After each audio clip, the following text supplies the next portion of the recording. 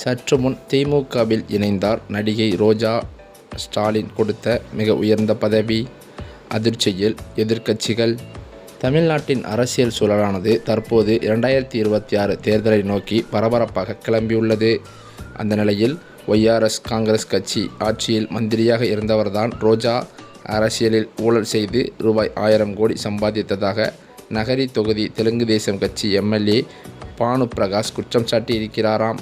அவருக்கு பதிலளிக்கும் வகையில் ரோஜா அளித்த பேட்டியில் கூறியிருப்பதாவது: எனக்கு பல ஊர்களில் வீடுகள் இருப்பதாக பானு பிரகாஷ் கூறுகிறார். ஐதராபாத், சென்னையில் உள்ள வீடுகள் நான் எம்எல்ஏவாக வெற்றி பெறுவதற்கு முன் சம்பாதித்த சொத்துகள். 1991ஆம் ஆண்டு முதல் சினிமாவில் நடித்து கொண்டிருக்கிறேன். தமிழிலும் சரி, தெலுங்கிலும் சரி முன்னணி நடிகர்கள் பலருடன் ஜோடியாகவும் நடித்துள்ளேன். இது தவிர விளம்பரங்கள், டிவி நிகழ்ச்சிகள், கடைதிறப்பு விழாக்கள் என்று ஓய்வில்லாமல் உழைத்து சம்பாதித்தேன்.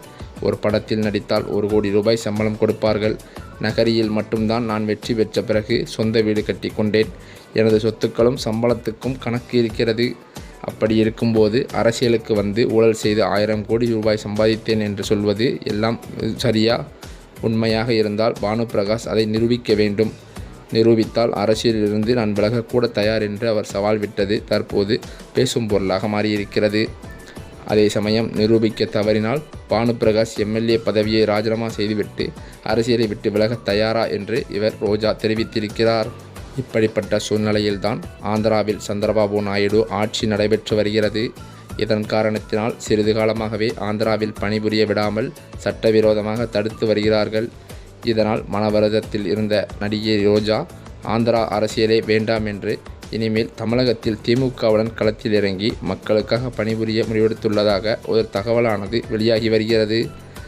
அதன் அடிப்படையில் பார்த்தால் தொலைபேசி மூலமாக முதலமைச்சர் ஸ்டாலினிடம் தற்போது பேசியிருப்பதாகவும் நடிகை ரோஜா ஸ்டாலினும் இதற்கு சம்மதம் தெரிவித்துவிட்டதாகவும் தகவல்கள் வெளியாகி வருகின்றன.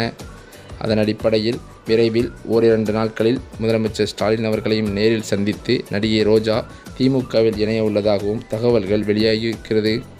ஸ்டாலின் இதற்காக அவருக்கு தேசிய அளவில் ரோஜா அவர்களுக்கு குறிப்பாக எம்பி பதவி கிடைப்பதற்கு கூட அதிக வாய்ப்புகள் இருப்பதாகவும் தகவல்கள் சொல்லப்பட்டு வருகின்றன.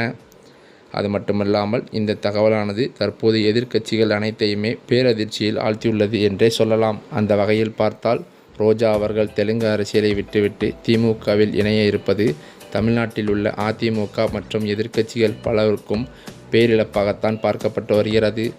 அந்த வகையில் திமுகவின் கூட்டணி இன்னும் யானை பலமாக மாறும் என்றும் எதிர்பார்க்கப்பட்டு வருகிறதாம்.